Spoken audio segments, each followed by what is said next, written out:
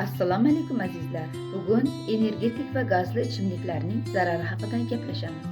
Hozirgi kunda energetik va gazli ichimliklar tez-tez iste'mol qilinadi, lekin ularning organizmga zararli tomonlarini hech kim inobatga olmaydi.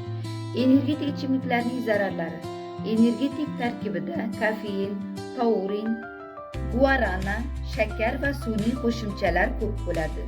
Zararli ta'sirlari: yurak urishini tezlashtiradi, aritmiya xavfi oshadi, qon bosimi ko'tariladi, asabiylik, xavotir, qo'rquv holati, uyqusizlik, charchoq va diqqat susayishi.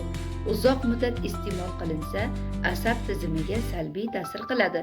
Qandli diabet va yurak kasalliklari bor insonlar uchun juda xavfli.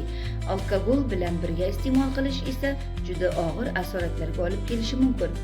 Gazli ichimliklarning zararlari. Gazli ichimliklar tarkibida ortiqcha shakar, fosfor kislotasi, sun'iy rang va ta'm beruvchilar mavjud. Oqibatlari: tish emali yemirilishi, chirish kuchayadi, oshqozon ichak tizimida bezovtalik, gastrit, semirish va moddalar almashinuvi buzilishi, qandli diabet xavfi oshadi. Kalsiyning yuvilishi sabab suyuqliklar kamayib, suyaklar zaiflashadi. Organizmni chanqatadi, suv o'rnini bosmaydi. Kimlar uchun xavfli?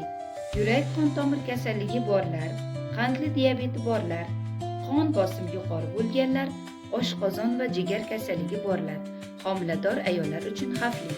Sog'lom ichimliklar: toza ichimlik suvi, limon qo'shilgan suv, ko'k choy yoki qora choy me'yorida, sut va qatiq, uyda tayyorlangan tabiiy sharbatlar. Energetik va gazli ichimliklar vaqtinchalik quvvat beradi, lekin sog'liqni sekin-asta yemirilishi mumkin.